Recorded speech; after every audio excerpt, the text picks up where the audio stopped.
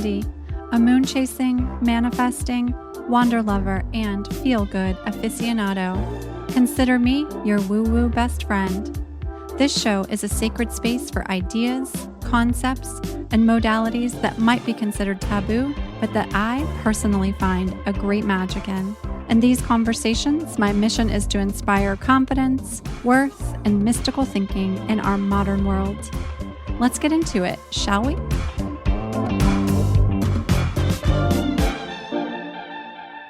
Hello, my friends. Welcome back to the show.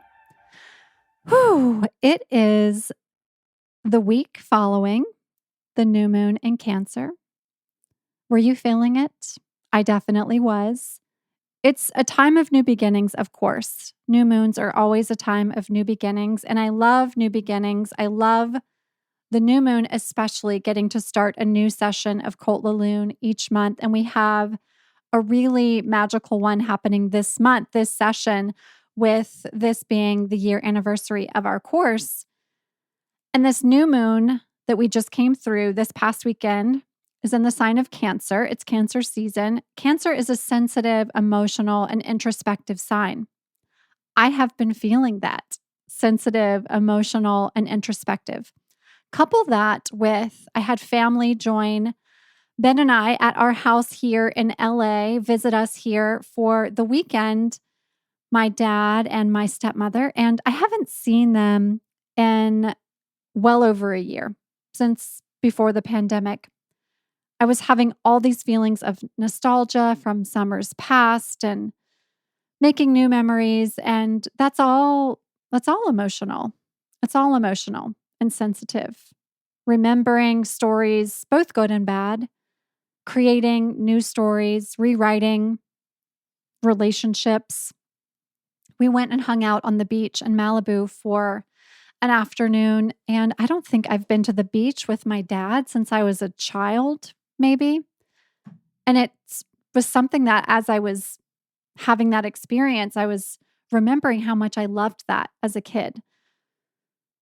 I share all that because Cancer, the sign of the crab, is represented by this tiny animal who's got this hard shell on the outside, but is really soft and sensitive on the inside. And that's the energetic that we're moving through during this season. So if you need to spend some time on that shell and on those emotions, on that sweet sensitivity that you have, spend time there.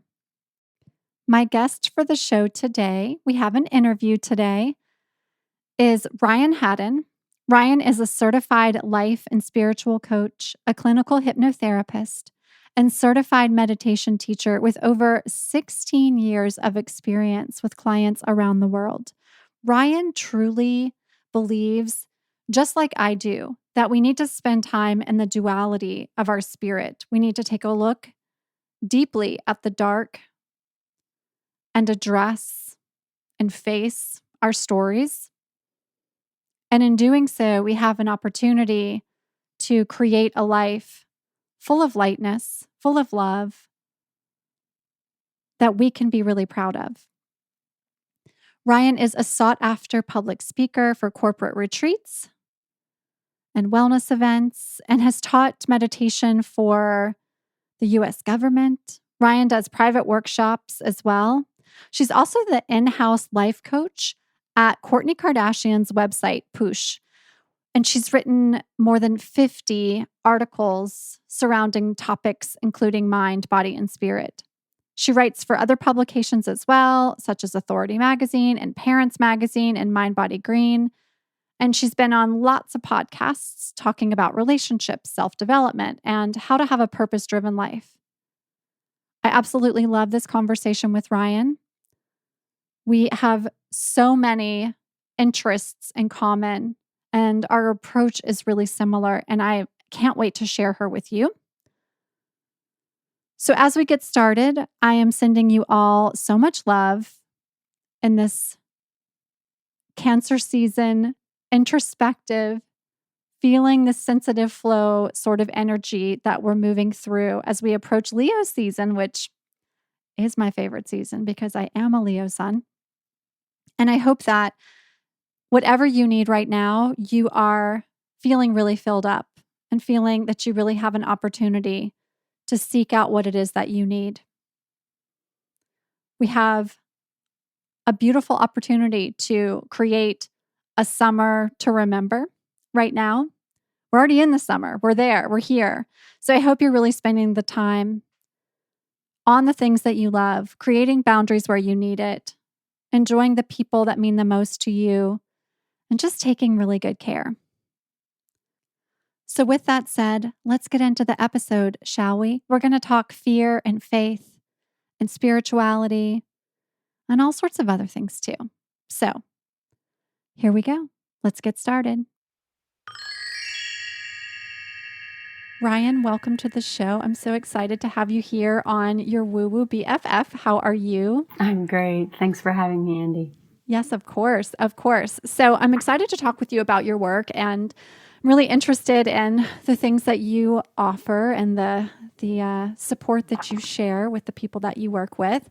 And before we get into that, I'd love to ask you about your astrological big three. We always start there: sun, moon, and rising. So if you would be so kind as to share those with us, I'd love to hear them. I am a Capricorn, and my moon is in Aquarius, and my rising is Aries. But I think we should just change the show to the show of Capricorns, because there is always Capricorn in the charts of the guests that I have. I'm a Capricorn rising, so. Oh, how funny. Yeah. I don't even feel like I'm Capricorn that much. I feel like I'm much more of an Aquarian.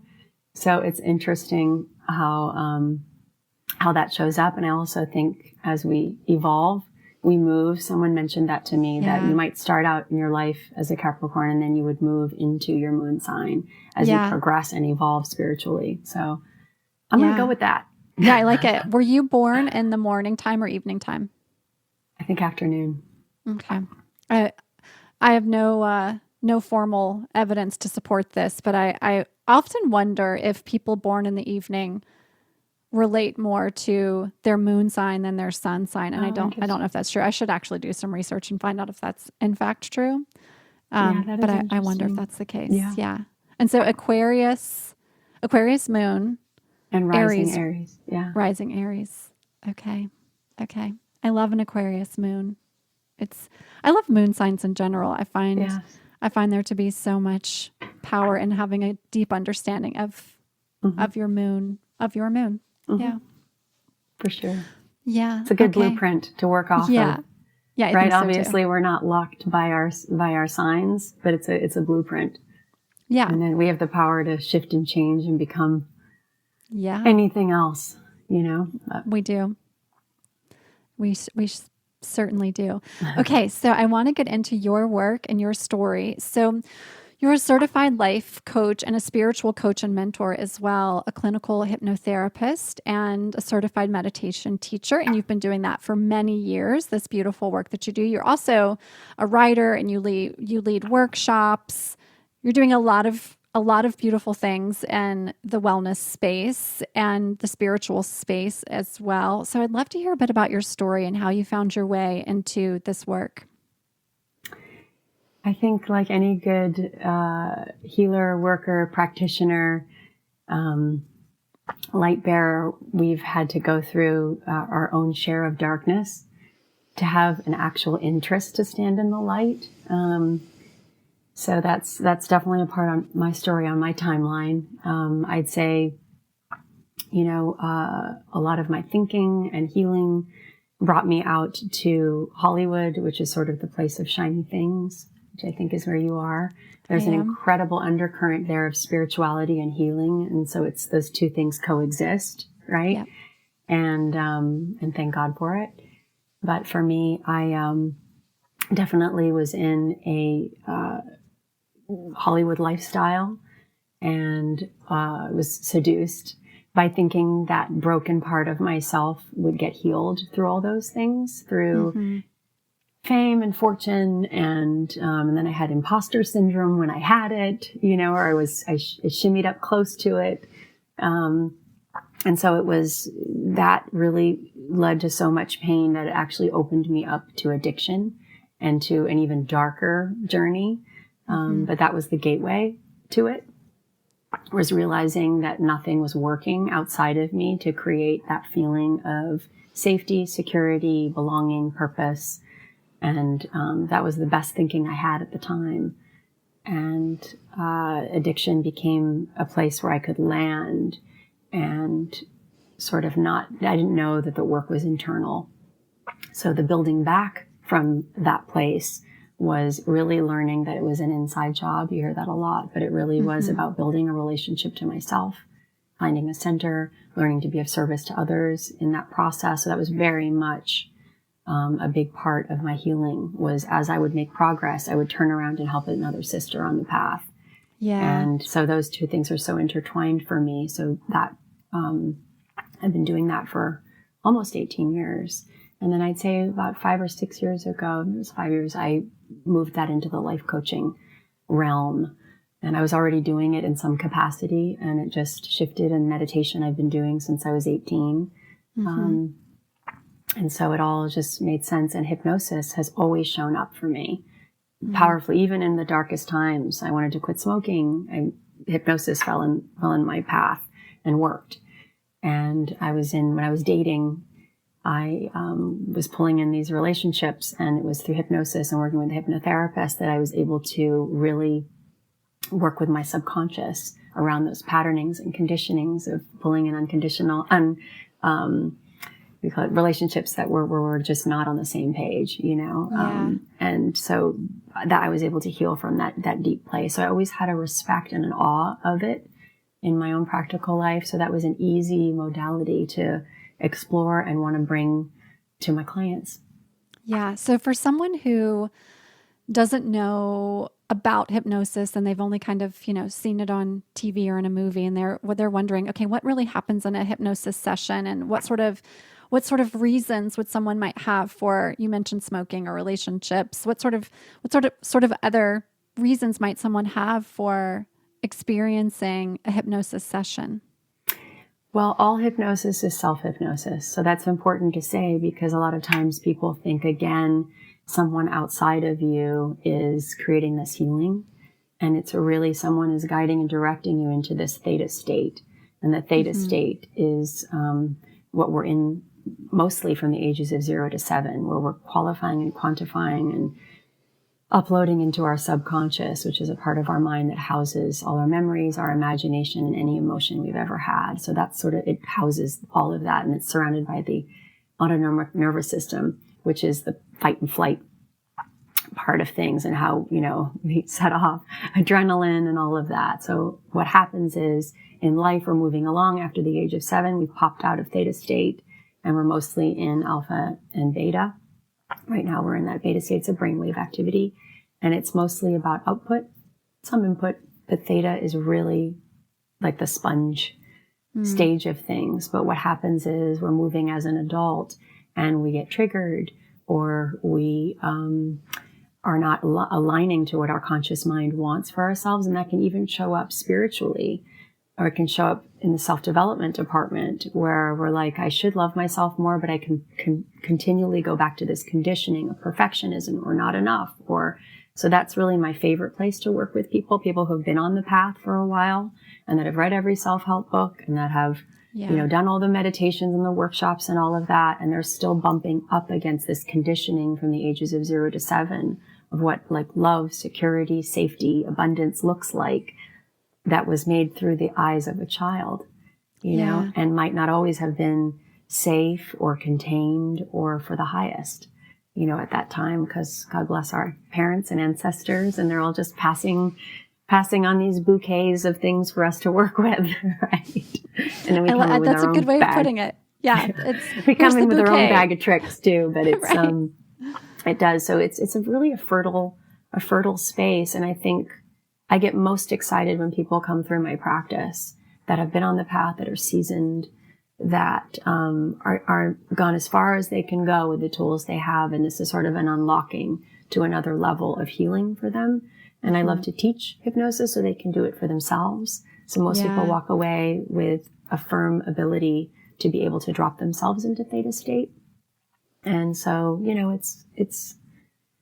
this is the time of sovereignty. This is the time where everyone's learning how to self-soothe, how to manage, how to become autonomous, how to make their own decisions, bodily, mentally, physically, spiritually, and a lot of things are crumbling, a lot of old paradigms. So it's pretty exciting.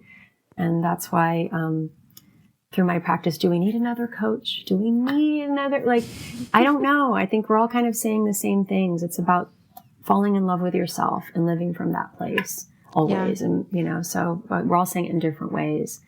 But why I love hypnosis is because you can intellectually know that. But if the subconscious isn't on board and calls bullshit, no, you don't love yourself. You don't. It's not true. It's not. That's why affirmations don't always work, because we're doing them in a different state of mind, in the beta state. Like, I love myself. I'm amazing. Everything works out. Blah, blah, blah. And the subconscious is not in alignment with that. So anyway. So when you're doing that sort of work, with the understanding that so much of what we subconsciously or unconsciously believe about who we are has been imprinted by the time we're 7 years old, and we likely had little control of how that went for us. So when you're doing that work, are we then accessing those parts of us from those ages of 0 to 7 and in some sense reworking or rewiring that belief system? That's exactly right. It's well said. Exactly. So that's what we're doing. We're uploading new ideas around the old ones that don't serve. So it's like looking for the bugs in a hard drive, pulling them out and uploading new ideas around, what we want as adults to manifest and actualize and step into fully. Yeah. What are you finding right now coming into this? I mean, now we're in the second half of 2021. We're in July now and approaching August. And so I guess my question is, after this past year and a half almost of time, what are you finding in your practice is kind of what are the themes that are showing up the most when people are coming in to do this type of work right now? It's a really good question. I think it does come in waves of what people are looking for. I think when people are coming through my practice now, it's about, again, I'm going to use that word sovereignty. It's about either they're in a relationship with someone who doesn't have the same beliefs as them. So that's feeling really acute right now because there are lines in the sand, around certain things. And so I'm seeing relational issues. I'm seeing purpose, people redefining and creating purpose around their lives, that what fell apart during this last year, they're having to reinvent themselves, people moving from the city to the country. How do I create a life from scratch? What are my values? How do I change? I have, CEOs leaving their businesses and saying, I want a simpler life. How do I create that? I write a lot about this on Instagram. So people kind of know that I've done this. I moved from LA to a farm 10 years ago. I felt that calling to leave that noise, that external noise, to really deep dive into the internal noise, because that's what happens when you take away all the stimulus. And so people are coming to me knowing that I have that experience and I can help shepherd them through that. Same with relationships. I have people coming out of relationships. I think people are still putting pieces together that fell apart. And some of the things that fell apart needed to. Yeah. And so I think there was a lot of house of cards happening. And those are the people I'm most excited to work with. Who are you right now? Let's help you move into this next vision. You might not see it or know it, but together we're going to unpack everything in this safe space, this container that we're creating through our communicating and connecting together. I'm going to give you some processes, and then we're going to bump up against some conditioning and the flags, because the subconscious does not want you to change things. It wants things to stay the same because it can calculate outcomes and predict variables. And so people have a knowing of that fear that comes in, old ideas are trying to keep you in a cap. of who you were. And so that's when through the coaching, we'll start to see, oh, there's a subconscious belief there. And then we'll move it into hypnosis. So it's kind of, I think people are getting a sense that, like I said before, people know that they're supposed to love themselves, that they're supposed to be fearless, that they're supposed to move into change at this time that's appropriate, but they're still feeling all those internal points of resistance. And they want to be agents for good in their life, for themselves and those around them. So I'm seeing a lot of that. Yeah. And I'm sure coming out of this last year, fear is something that I'm sure you're always spending time working on, but I would imagine that fear has been a theme that has shown itself in a maybe much larger, but also in a unique way over this last year, this last time period. Fear can affect our lives in such a big way, and it can impact the choices we make of how we live and what we're willing to try out for our lives. So how do you approach working with fear? I think fear is just a part of being human, so there's an acceptance around it, first off. And, I think sometimes people say that fear and faith can't coexist, and I think they can beautifully, because we can edge out fear through faith. That's just one way. It doesn't have to be if you don't have faith. There's other ways. We can take action. We can walk out all the fears and then kind of pinpoint them, and then intellectually, come up with solutions around each one, to move that needle forward, as they say in this coaching sphere.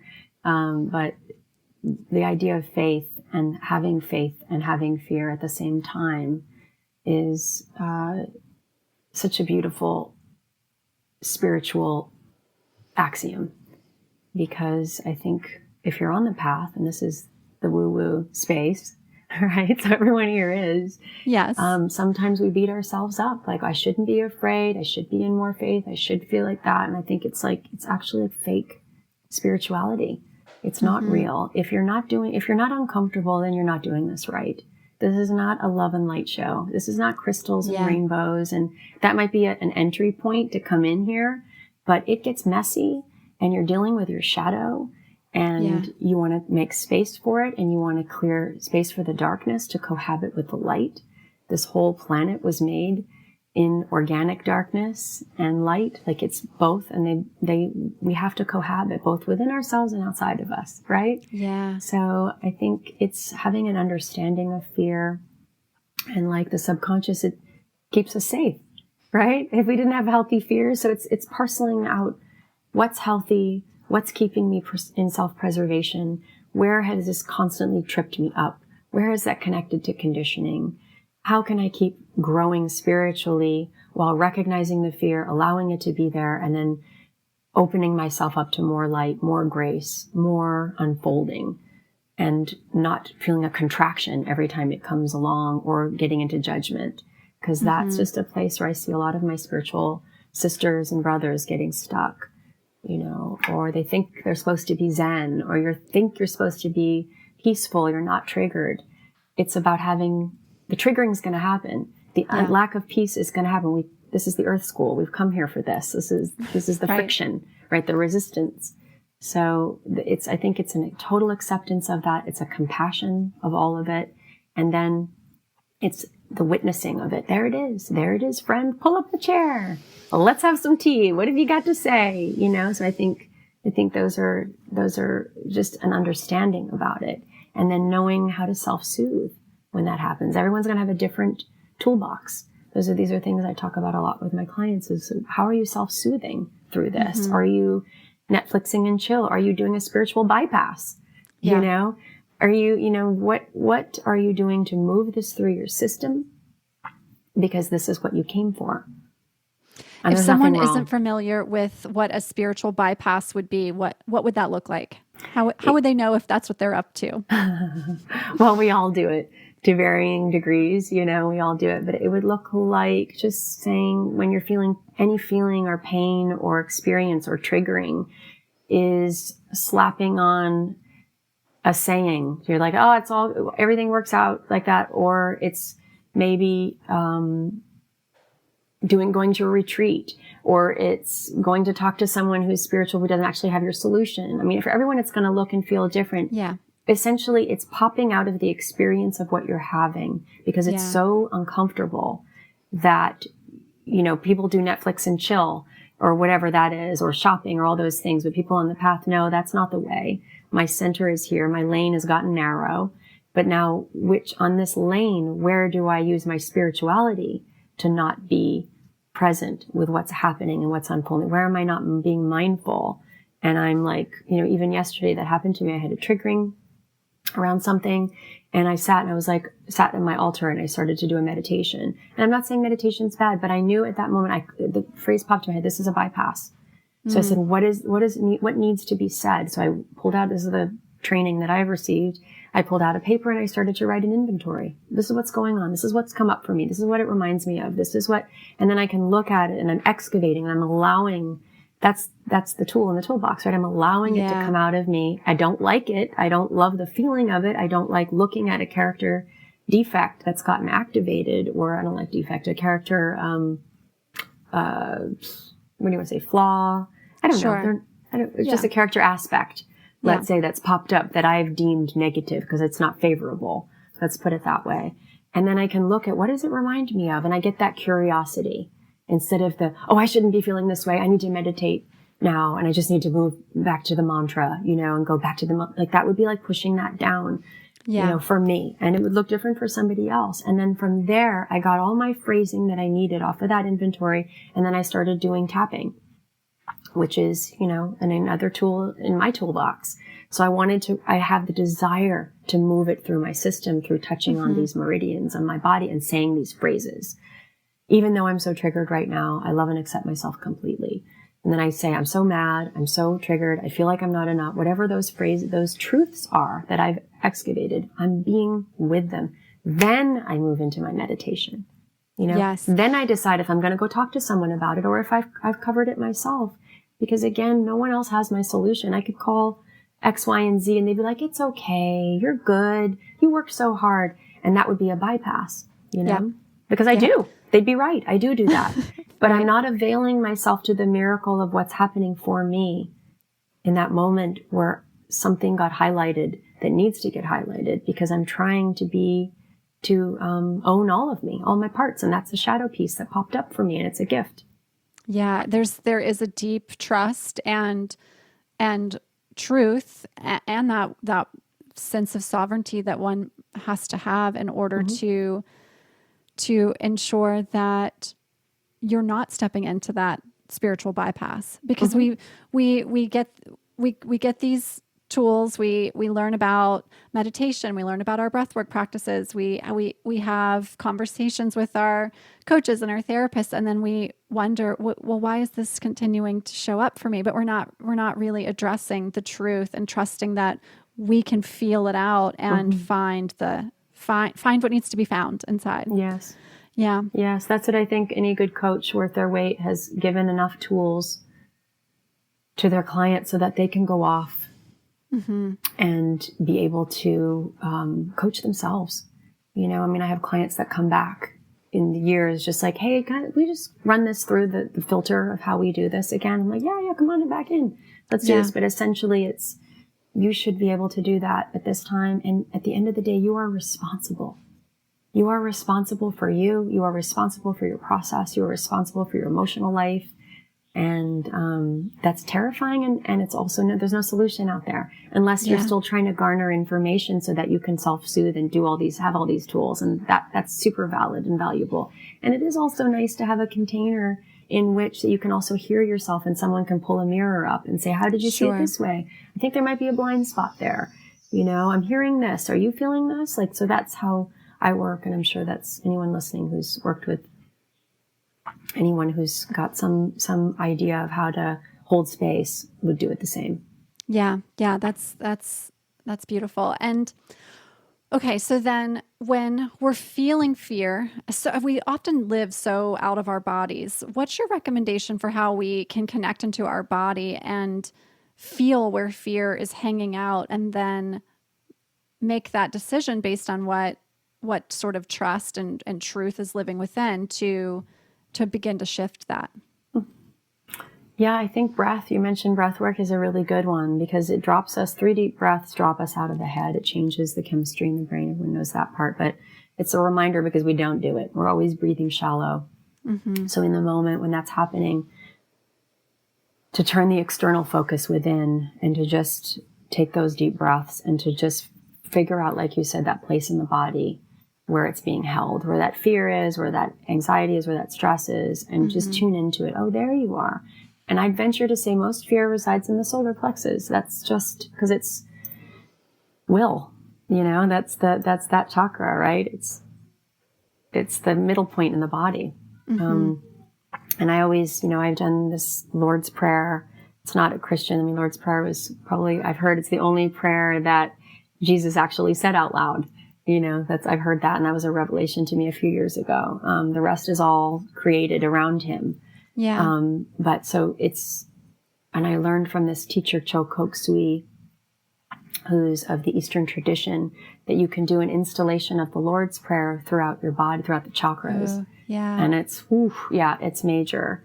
So that part for me, because I've done that, I know that this is the part of as above and so below, the solar plexus. So that's a focal point there. So I love that where it's God's will and my will, the universe's love versus the personality. And so that's why fear is housed in the solar plex area. So it's tuning into that. And I go, oh, I'm feeling my will and I want to turn it over.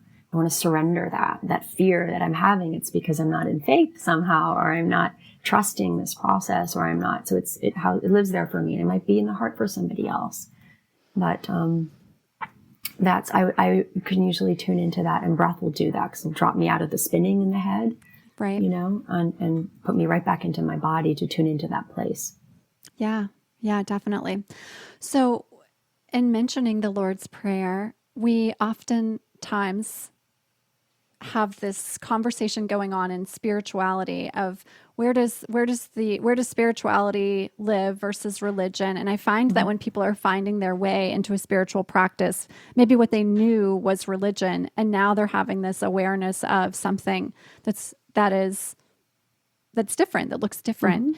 So from your perspective and working as a spiritual coach and a mentor and speaking and teaching and writing about this particular topic, when someone's finding their way into a spiritual practice, what does that mean from your perspective? Oh my. Well, I think it'll mean different things to different people, but I think from people who've left religion to people who've dropped into spirituality, and the difference between the two is that there is no filter outside of them between their relationship to spirit. I think that's what I hear consistently. I didn't come from a religion to a spirituality. I just popped right into spirituality when I was 17. Yeah. But I was the same as you. Yeah. You were? Yeah. That's interesting. We'll get there. I'd love to hear your story, how that happened. But that's a young age. That's a tender age to come onto a path. Because it's not about, you're not looking at spirit at that time necessarily. So that's an act of grace. But so I find that consistently people have felt that there's been some intermediary that's been interpreting their relationship, or that's been buffering it in some way, for better or for worse. And so for me, spirituality is, it's right here. It's closer than my hands and feet, and that is from that other religion.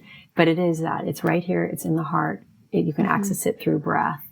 And then again, like we said, this understanding of spirituality being a rocky journey, and it should be. And there's nothing wrong if you're bumping and bumping and bumping against things. Yeah. It just means it's like, how are you transmuting that then?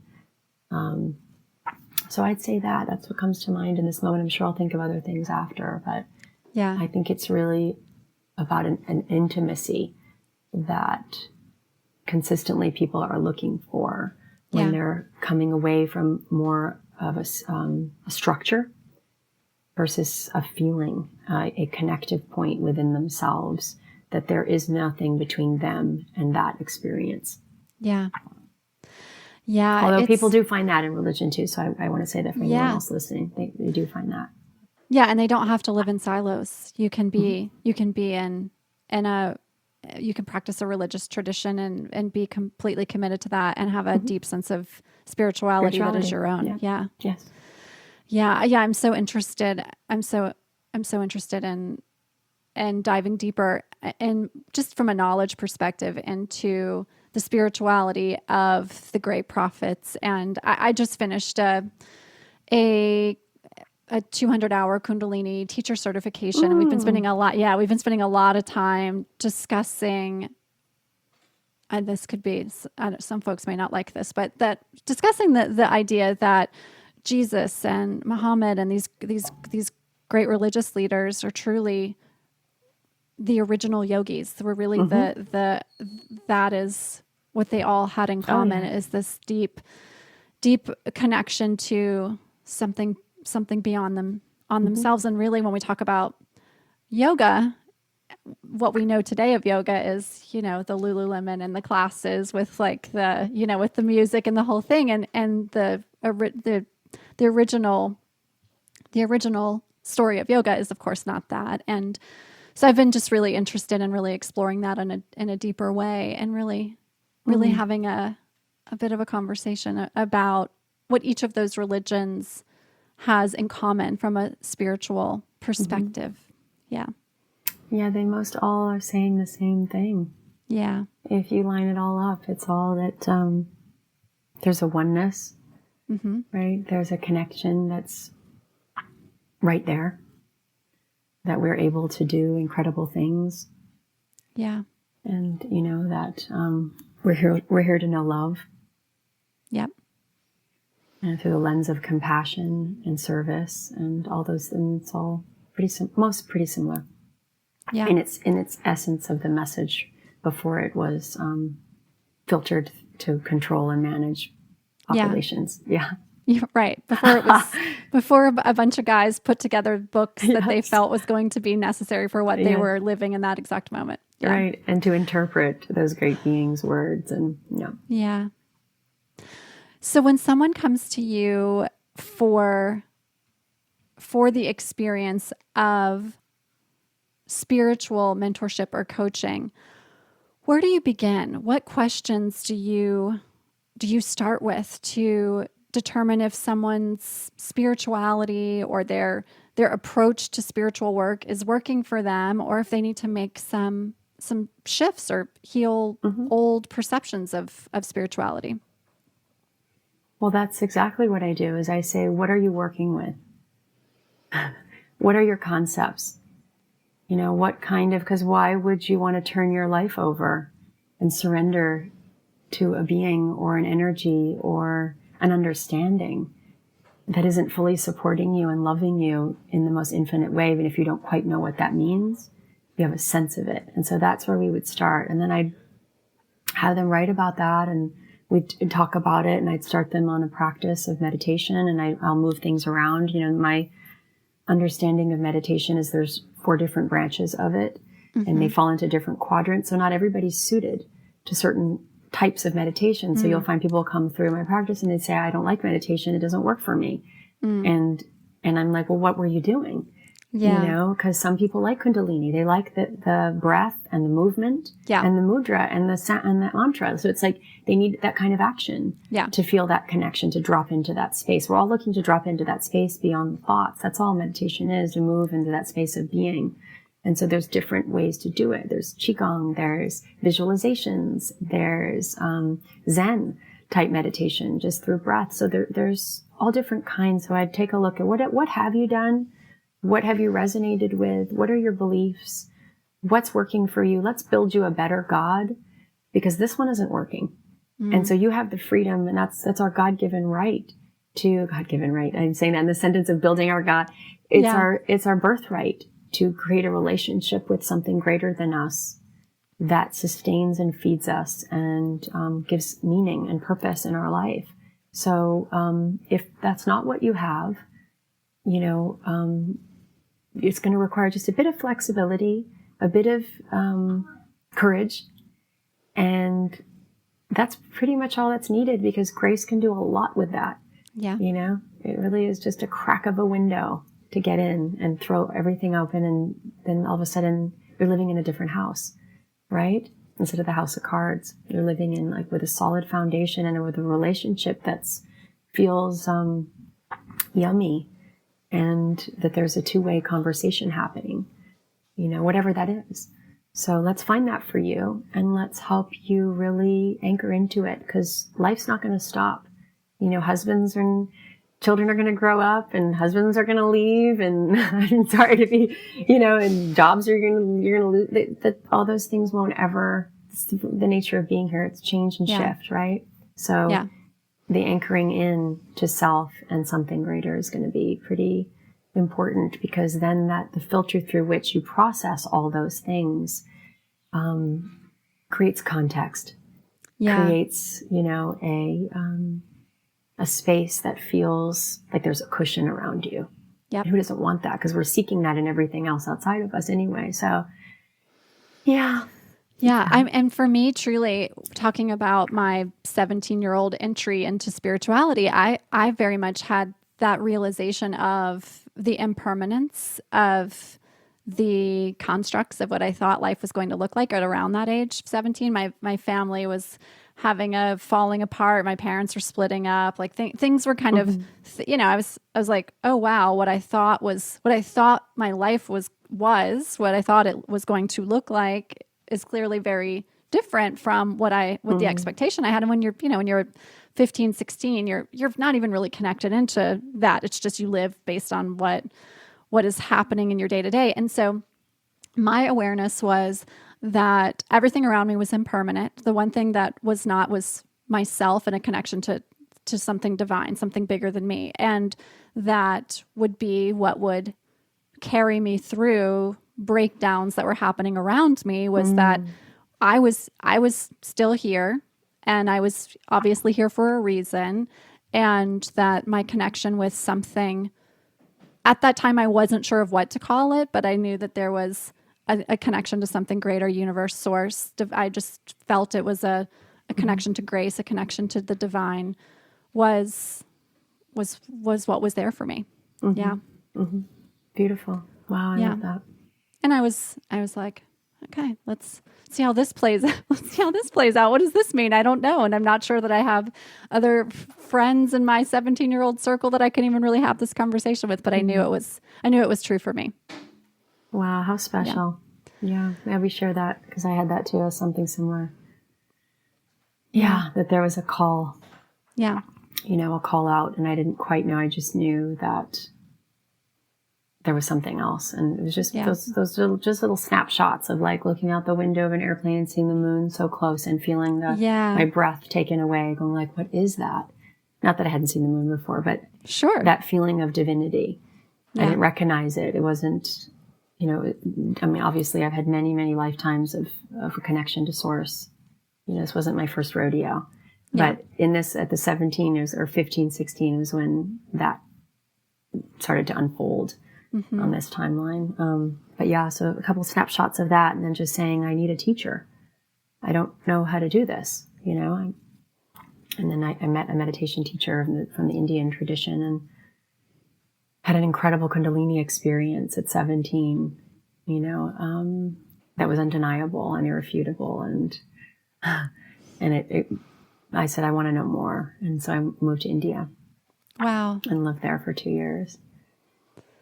Yeah, so that's been a part of my story too. But as you can see, as we said in the beginning of this podcast, it didn't preclude me from the human activities. Having that meditation and that divine connection, I still had to go dark and come do my dance in Hollywood and do all that. But I do think it shortened the distance. Yeah. I do think that sometimes people live there for a very long time, and by the grace of my practices and that knowing and that connection, it actually sped things up. And I think that's really when people say, well, if God exists, then why do these things happen? In my case, it's like, well, because it's karma. Like I have things to do here, then I have to experience all kinds of things. But because of that connection, I was able to make a call out in those dark moments and that tenebrosity and say, God, help me. And know somehow that call would be answered. And it did, not on my time, but on the right time, when I gotten everything I needed to in those dark places, all the searching and, digging and diving, and and then it did, and it was short lived. So I'm so grateful for that. So not as much damage could have happened. It happened over time, you know. So that's that grace. Yeah, beautiful. Thank you for sharing that. Mm. Okay, so I have 5 questions for us to wrap up our time together. So the first one is, tell us about an object or charm that is special to you.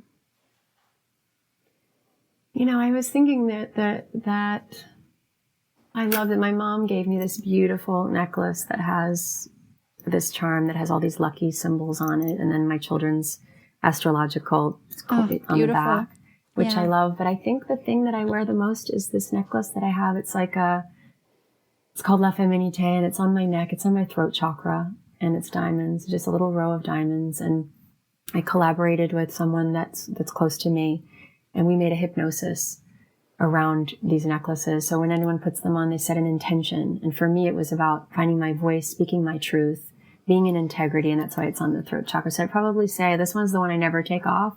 This would be the one that I think is a charm, but the one that never comes off of me is that one. So it feels like that must be my lucky one. Yeah. Beautiful. Okay. What is a book that changed your life? Oh my gosh, there's so many. Wow. The one that's coming to mind is Journey of Souls by Michael Newton. Mm-hmm. In that it really created this idea of soul pods, how we travel together. Yeah. And how we all make agreements. I read this many years, I don't know, two decades ago. But I remember feeling that like, oh, wow, I just got a download. Yeah. I just got a remembering of what happens in life between lives.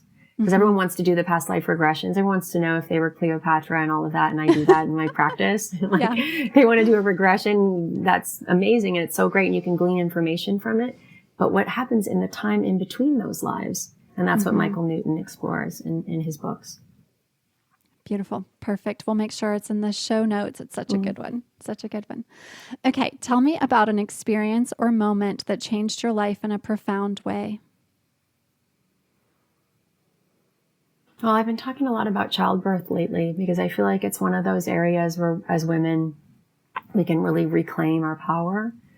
I feel like sometimes I've had 4 births and they're all amazing and I'm so grateful for all of them. So I'm glad I have healthy children. So let's just say that straight off the bat. But I'd say one of them, the first time I turned my body over to science, I didn't have faith and trust in my body that it could do that. So, and I kind of had an out of body experience and I took advantage of all those medical interventions. And it's fine and great. But the second one, I had a knowing that I wanted to do something different. And so I happened upon, underwater childbirth videos and hypnobirthing. And it was the first time I saw a woman because of all the programming I'd seen in the media and movies of women just losing themselves, like, screaming and just not in their bodies. And so I thought that's what it had to look like. And so when I saw that for the first time, I realized that's what I can do that. I can go within and I can draw on resources that I don't currently have, but that I will have and I want to have. Mm-hmm. And so I think probably that second birth was a reckoning for myself and what my body was capable of and the breath that I could lean into, which has served me really well in other quadrants of my life when I've experienced pain. Yeah. So I think it was a beautiful experience. And then I did that with the next couple births too. But all births amazing. So let's just say that it's not one better than the other. But for me personally, that was like climbing Everest. Yeah. Yeah. Yeah. A life-changing experience in many ways. Mm-hmm. Yeah. Okay. What is something you do for your health and wellness? Well, I'm going to say meditation, but what I feel strongly to say is shielding. I feel that we pick up a lot of things around us all the time collectively and even in our families and in the unseen that isn't always favorable. And just like there's light, there's dark, and it's not to be in fear, but shielding, protecting. If you are, as a spiritualist, opening yourself up to light codes all the time, then it's your absolute responsibility to shield that because it becomes attractive to people, entities, whatever you want to say, we'll just call it. And so it's spiritually responsible to shield daily Mm-hmm. And, I teach people how to do that, but I also, you can do that. Call in different parts and aspects of your faith, use sacred geometry. Yeah. If you have an interest in it, you can look into more of it, but I'd say that's pretty imperative. Yeah, got it. There's a mantra in Kundalini that is a protection mantra. And it's one of those that anytime I go anywhere and get on a plane, anytime my partner's leaving the house to go get in the car, that's the mantra that I like to wrap us in. And what's the mantra? It's the Mangala Charn mantra. How does it go? It goes Ad Gade Name. Ad Gade Name, Jagad Gade Name, Sat Gade Name, Siddhi Gurudeve Name. Yeah, I do that too. Yeah, it's such a good one. It's such a good one. Yeah. Yeah, so and now it's... And do you imagine it with the pillars as you're going around? Mm-hmm, mm-hmm. Yeah. I don't know if everybody does that, because I study with Jaidev Singh. Yeah. And so he taught it that way, but I don't know if that's like just regular Kundalini knowledge. I think that maybe is a teaching of his. And my teacher is Guru Singh. Oh. And and he's lovely. He's just so lovely. So lovely. And it's just, it's such a special practice. It and is. I do feel that when I'm using it and I go out into the world, there's just this beautiful protective bubble existing around me. It's so whoever's really listening, find what works for you and lean into it. It's certainly at this time, because we don't want to pick up and be sticky. Yeah. Right? Exactly. Okay, last question. Tell me about a moment you knew magic was real. Oh my gosh. Well, probably that moment when I had put a call out and then the teacher arrived back in 17. It was probably the first time. Yeah. Probably. Yeah. Perfect. Yeah, that. Ryan, thank you so much for your time. It's been so lovely getting to know you, getting to spend some time with you. And if someone wants to find your work, where shall they go to learn more about you? They shall go to Instagram. Instagram is probably where I write a lot. I usually blog there and write all kinds of things. And so I'm at Ryan Haddon Coach. Yeah. Or my website, just Ryan Haddon. There you go. Awesome. Thank you so much for your time. I appreciate it. Thanks, Andi. It's been so great. And thanks for listening, everyone. Yeah, thank you. See you soon. Bye-bye.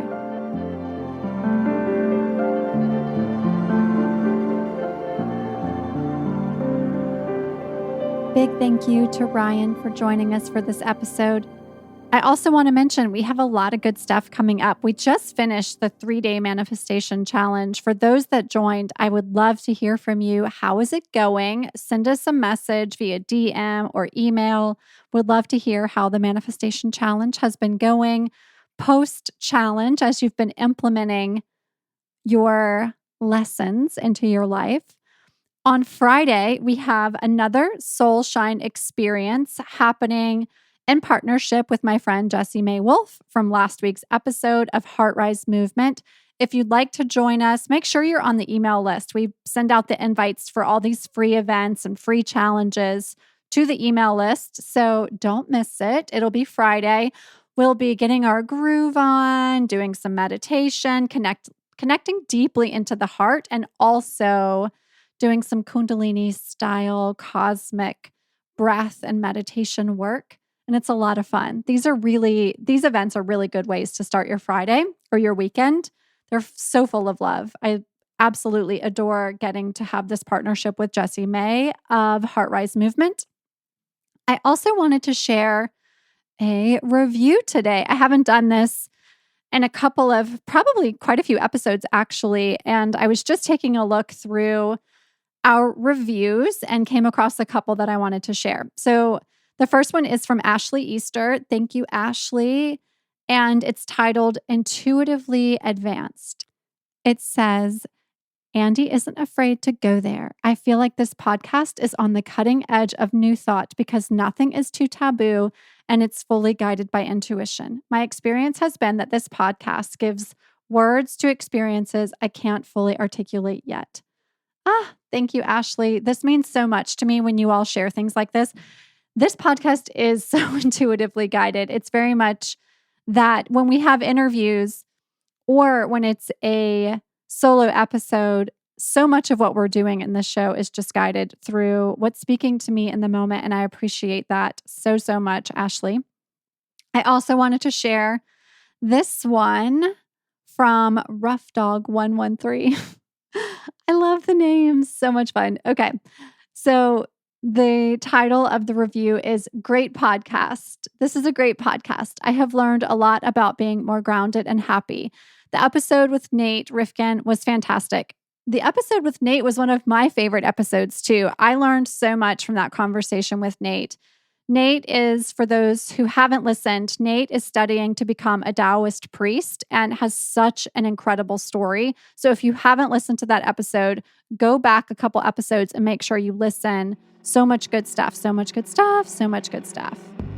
Okay, I think we're complete for today. Let me think. Is there anything else I want to tell you? I think that's it for today. Oh, we are announcing a new retreat location. We've actually announced the save the date. It's happening in October. New location will be announced, unveiled, revealed super soon. I will tell you this, it will be in California. So for those that have been wanting to travel within the US, that are based in the US, you'll have an opportunity to do that. It's going to sell out quickly. We'll have a limited amount of spaces. So as they say, watch this space for more information. In the meantime, if you want to give us a follow, if you're already following, thank you. If you're not, the show Instagram page is Your Woo Woo BFF. Make sure you've subscribed to this show as well. And of course, I'm over on Instagram at Wee Wee Girl. Now we're officially complete with today's episode. I appreciate you all so much. I will see you back again next week for another interview. We've got a couple of interviews lined up coming up next. And then we'll get back into a solo episode in a couple of weeks. So I will see you again super soon. Thanks so much, my friends. Much love.